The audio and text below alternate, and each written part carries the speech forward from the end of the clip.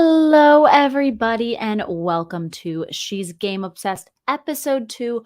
We are here. We are talking football. Real live games are happening on our TVs starting tonight. We obviously have that matchup with the Bills and Rams going on into all day Sunday. I'm ready to sit and eat chicken wings, have a couple of drinks, and do nothing but watch only football. And of course, finishing off the week one with that Monday night football matchup. So I'm going to start talking. I'm just going to give a preview and kind of my prediction and just give my picks on what team I think is going to win each matchup. And then do not forget, next Tuesday, we are going to be back here. We're going to be doing our review episode, see if things went wayside, see if things went the way I wanted, and maybe even just talk some crazy things that did happen in certain matchups. But yeah, I'm going to get right on into it. So we're just going to start Thursday night football tonight, the Bills at Rams. Now, this matchup is, we have a potential Super Bowl matchup here. Maybe, just maybe. So we have the defending Super Bowl champions in the Rams. They're unveiling their banner, they're beginning their request to repeat, and they're playing the current betting favorite to win it all this year, which is the Buffalo Bills. Now, Tre'Davious White, is out for the Bills defense, which I think personally is going to have a massive impact on that Bills defense. The Rams, they're still looking good. I still love Matthew Stafford. They still have a solid defense, and honestly, they still have that solid offense. This is going to be a big matchup. Now, I think that the Bills are going to be able to keep up with the Rams. I just don't think it's going to be quite enough, which is why I really like the Rams to take this match. And I think that the Rams are gonna do it well. But we will see. Only time will tell tonight at 8:20 Eastern Standard Time. All right, so we're going to get on into those Sunday games. The first games I'm looking at is that Eagles and Lions. So, Eagles and Lions. I love this game. I think this is going to be one of the biggest games this weekend. I'm riding high on the Eagles to have a very successful season, and I think they are going to. They made great advances on both sides of the ball this offseason. And not to mention, their division helps out a little and allows them to be better. That's really true. Now, the Lions did also do a lot of improvements this offseason, and they're becoming not favorites, but they're making their way through the ranks of that NFC North. But they did take on the Eagles back in 2021, and which some predicted was actually going to be the Lions' first W of the season. However, they were absolutely slaughtered 44-6 by the Eagles. And quite honestly, for the Lions, probably one of their not great performances. They could have definitely performed and done better. Now, they're facing these Eagles again. But these are two very different teams, both for the Lions and the Eagles. And arguably, the Eagles are, in my opinion, a much better team. They've made so many improvements. Now, one of the biggest parts of that is that AJ Brown trade and then also getting Jordan Davis. That offense is going to be fierce, fast, and I'm really excited to see them. So I do unfortunately have them beating the Lions. Not to say, though, that the Lions will not keep it close. All right, next one, Steelers at the Bengals. Now, we have the other half of that Super Bowl matchup from last season. Now, we want the Bengals to do well. I feel like I say we. I know I want the Bengals to do well. However, the Steelers seem to always start off really, really hot and then fall off. And it's usually due to so many injuries. The Steelers need, okay, Mike Tomlin, if you're listening, if you're out there, you're hearing what I have to say, you need your defense to stay healthy. That is really, in my opinion, the only key to winning games this season. The only other key I see is Najee Harris. Otherwise, that offensive line as a whole, I don't see performing at the top of an elite level, really. That's my personal opinion. So I think for me, that's why I'm going to pick Cincy, is that that offense does really scare me. Not to say that the Steelers defense can't and won't win the game for them. I'm just looking both sides of the ball. I have more confidence in the Bengals, whereas the Steelers, it's really only one side of the ball. It's a one-sided game for them. But that is that. All right, moving on to my next one, the Colts and Texans. So this is going to be it's going to be a fun matchup, I think. I hope. The Colts are obviously huge favorites this season to win the AFC South.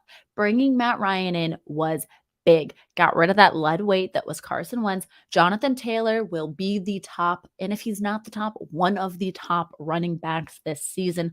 While the Texans did rid themselves of that one who shall not be named.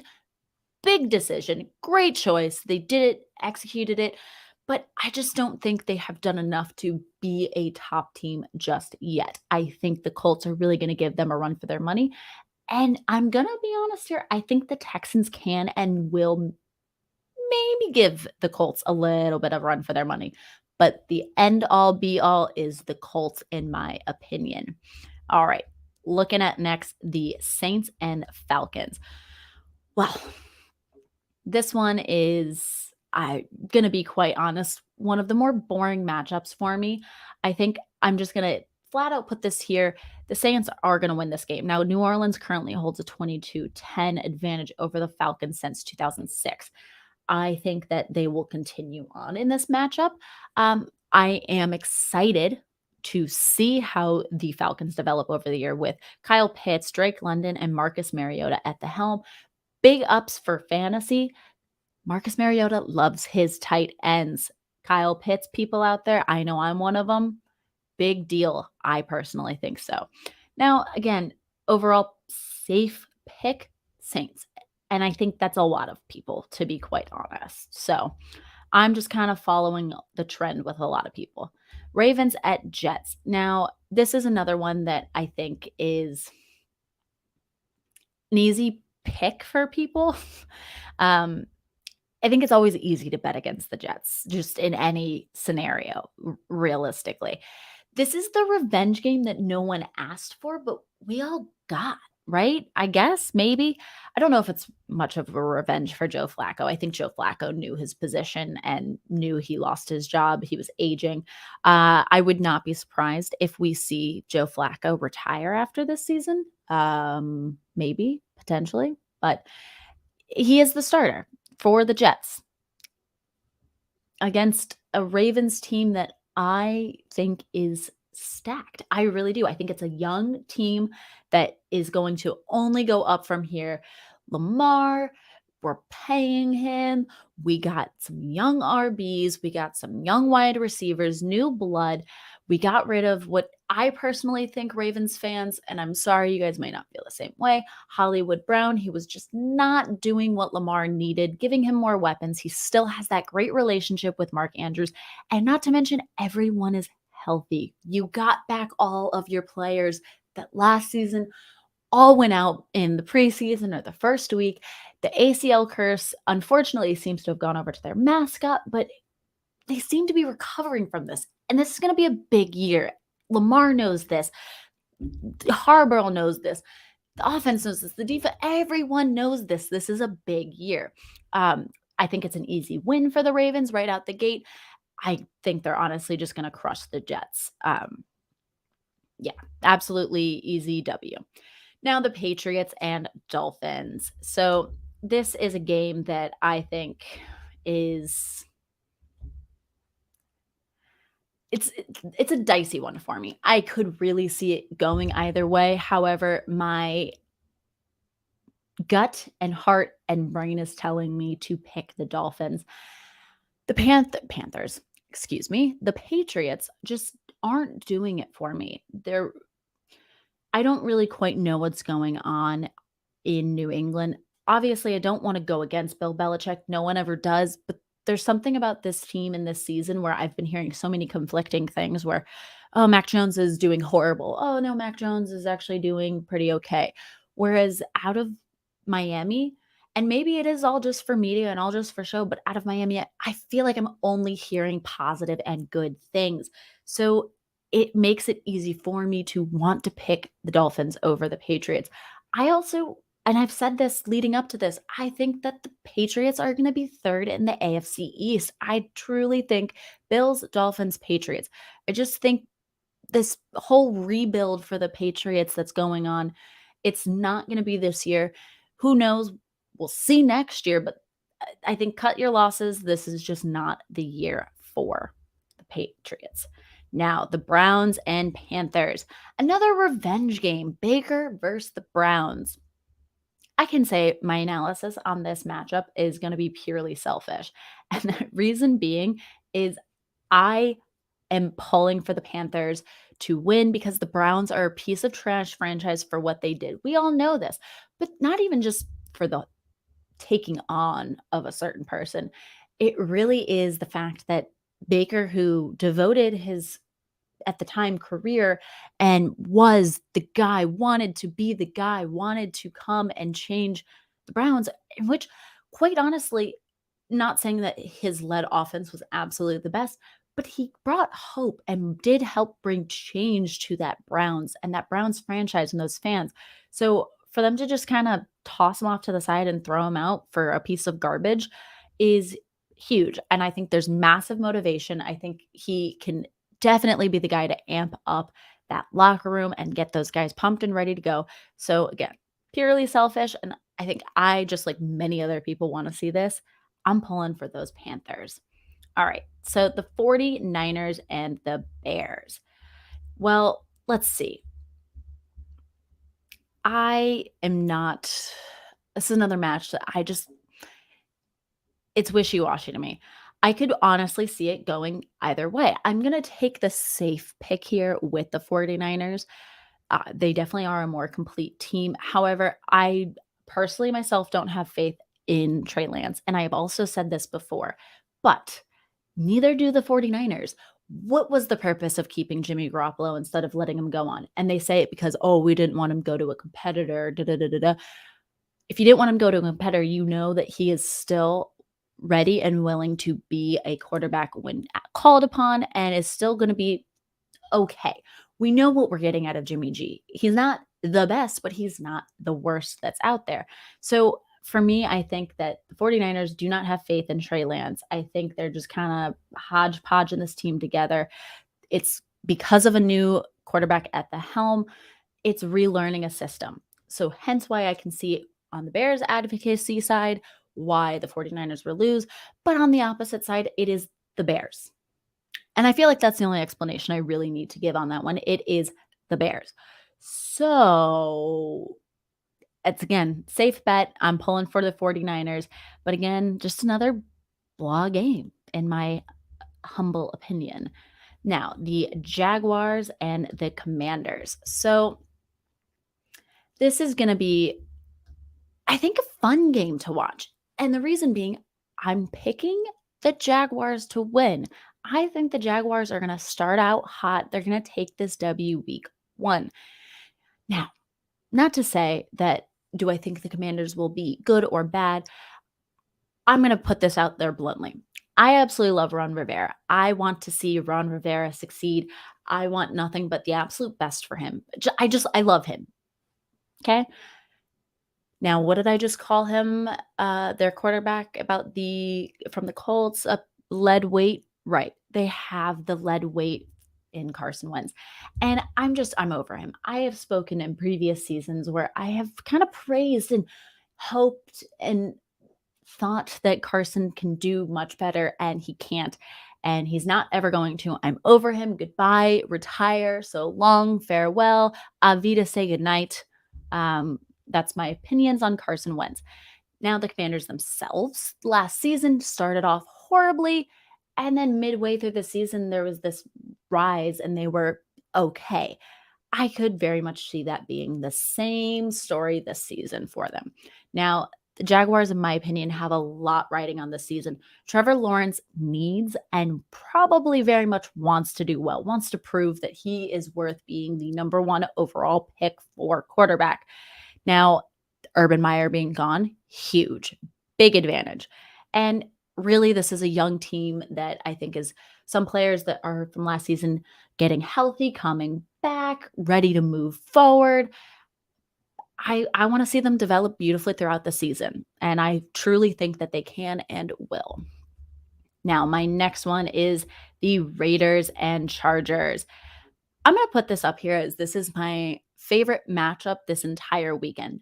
Big matchup, division rivals, AFC West, the most competitive matchup, and realistically, in my opinion, the two most competitive and honestly top two contending teams to be number one in the AFC West.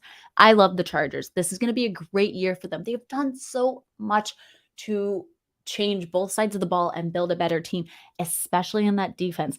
And what's the favorite chant that everyone loves to say every year? Defense wins championships.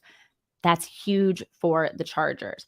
Now, on the Raiders side, they are so deserving of this fresh start. Last season was horrible, horrible. And that's all I really have to say on that. But I don't I don't know if I can 100% trust them just yet. I want to see maybe one or two games squeak out before I can fully be convinced of this new Josh McDaniels regime. We've seen him leave and try to be a head coach before. I know this has been talked about plenty. I just would love to see him be successful as a head coach. So give me a game or two. I do personally think the Raiders are going to keep this a close game, but in the end, the Chargers are going to be the ones to prevail. I'm going to call this my tennis matchup the week 2. And by that, I mean, this is going back and forth, back and forth, back and forth, back and forth, back and forth. You get the picture, I hope. All right. Next, the Giants and the Titans. This is a game that it's been conflicting for me. I've gone back and forth between picking either the Giants or the Titans. And as it settles and as I'm officially putting this out there, I am taking the Giants. The Giants will be getting their first W of 2022. I know that sounds crazy, but I truly think the Titans are a team they can do that against. Do I think they are going to do it convincingly? No. Do I think this is going to be a tough matchup for, I hate to say it, both teams? Yes. But I think that the Giants can really pull out an upset here. The Titans have done nothing to me in this preseason. They've done nothing for me this preseason and during the offseason. The only positive I can really point out for the Titans, Derrick Henry is healthy. But Derrick Henry is not playing football by himself on the field playing offense and defense. Do I think Derrick Henry could do that? Yes. I also just love Derrick Henry. But I don't think that the Titans are going to be enough to beat the Giants. And I think it will be a confidence booster for those Giants going into the season. Do I still think they're good? No. All right, the Chiefs at the Cardinals. This is a big matchup, I think. I think this is a game that's proving either both the Chiefs or the Cardinals. Maybe just for me. Maybe for you too, but really for me, I have a lot of questions about the Chiefs, and I have a lot of questions about the Cardinals. This is a matchup that I think seeing them play each other can really answer some of those questions and make me either be convinced that I think the Chiefs are going to have a good season or make me convinced that I think the Cardinals will have a good season. The Cardinals typically start off the season strong with Cliff Kingsbury. During his tenure, Arizona has outscored opponents 89-60 in week 1. While the Chiefs are a favorite this season, really they have been the past few years. There's nothing surprising there. This is just different team. This is a new team. Mahomes has to learn it. He has to get into a groove, get these new guys into a groove, and honestly keep his fiance and brother at home. I think that's a big part, but it's just I'm not convinced about these Chiefs and I'm not convinced about these Cardinals just yet. I do not want to bet against Patrick Mahomes just yet, so I will be taking the Chiefs, but I think that this is the potential to be a pretty interesting game and to see where both of these teams develop following. The next game, the Packers and the Vikings. Now, I'm going to flat out start this by saying I do not want to bet against Aaron Rodgers just yet. Just yet. He still is Aaron Rodgers. He's been the MVP. He's brought teams to the playoffs before with having no weapons. And I truly think that he has a good amount of weapons surrounding him. So I don't want to discredit the Packers just yet. Now, on the other hand, the Vikings, who I definitely want to see do very well this season, have done a lot and quite honestly look good. Their Achilles heel to me, Kirk Cousins. And I don't want to be the person to disrespect Kirk Cousins, but until he can prove to me that he is now surrounded by weapons, if he can finally play good football, then I will stop disrespecting him. But he is now surrounded by weapons. He has what he needs to be successful. And if he still cannot be successful, he absolutely needs to go away. That's my opinion. So, again, not counting out Aaron Rodgers just yet. I am still taking the Packers to win week one. Plus, I love a good NFC North matchup. There's just something about it that feels like old school true football. That's it. That's it. All right. Moving on to Sunday Night Football, the Bucks and the Cowboys. Now, I'm pretty sure this was the starting match for last season. This was the Thursday Night Football matchup last season to kick off the season. So, I think it's just kind of funny that we're doing it again. But I'm not counting out or going against Tom Brady. Tom Brady and Aaron Rodgers are two guys. I'm not going against them just yet. They have not given me a reason to go against them. Plain and simple. As for the Cowboys, it's the Cowboys. And I hate to just say it. I had hopes for them last season, and I think they did perform well. But then it's kind of just fallen short. I think that they have now a lot of holes, and really a lot is riding on the fact that Dak Prescott can stay healthy, which he's played through full seasons already, but also there's something about me that's telling me this season he's not going to stay healthy. I don't know why, and I never wish injury on people, but there's just an inkling I have. Ezekiel Elliott is not great. Again, there's just a wide receiver core that was on the Cowboys and to me is no longer there. I think the Cowboys are really going to struggle. I know, of course, Cowboy fans are going into this, "Oh, we them boys, it's our year," as it is every year. But I think there's going to be a digression from what we saw from the Cowboys last season. So, again, not going against Tom Brady. Even though I know the O-line isn't absolutely stellar, I still can't go against him. I really can't. Now, moving on to that Monday Night Football. This is the revenge game that everyone is waiting for. I know Baker, there's some hooting and hollering and blah, blah, blah. This is it. This is the revenge game that everyone is waiting for. Russ's revenge tour is here. It's happening. And quite honestly, I know everyone's riding high on the Broncos. I'm taking the Broncos. What is going on in Seattle? What? You tell me. Geno Smith? Drew Lock?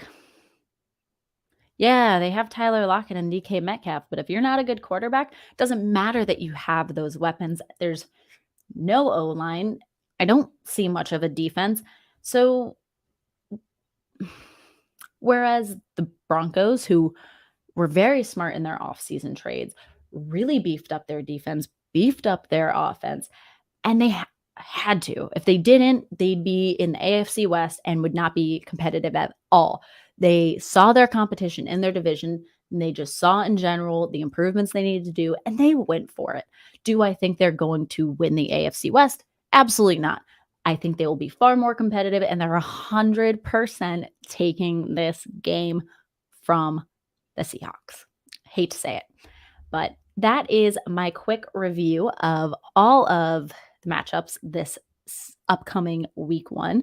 Like I said, I will be back on Tuesday. We're going to review them, see how things went, and talk important moments that did happen. But before we go, I did get some questions. I asked on Instagram your questions, and I received two very good ones, I think. Number one was, do I mortgage my home on Mark Andrews' anytime score? I'm going to say don't mortgage your home, please. But I do think that Mark Andrews and Lamar have a great connection. We saw that last season. And I truly think that there is a very, very high potential. Lamar will throw something at him and he is going to get a touchdown. That's my honest, true opinion. And I do like that bet. Actually, I might place it myself. As for my second question, what is my sleeper team this season? And I'm going to answer. I have two. Following off of Mark Andrews, the Ravens. I know a lot of people are talking about him and there is a lot of hype around the Ravens. I still feel like there's a lot of people counting them out. I'm not. I'm riding high on these Ravens and I hope to see them do well because I am riding high on them. And the second team that I'm riding high on, the Jaguars. I think this is going to be a different year for the Jaguars. And people make fun of me all the time for saying that. And I get it. But really, the Jaguars should and hopefully have a great season. But that was She's Game Obsessed, the preview. We will be back Tuesday, and I will have a special guest, Miss Joe Madden. We will be reviewing the games. Don't worry, I'll post up another question, ask all your questions, and maybe have a question for Joe. Definitely ask, and we will see you on Tuesday. All right, guys.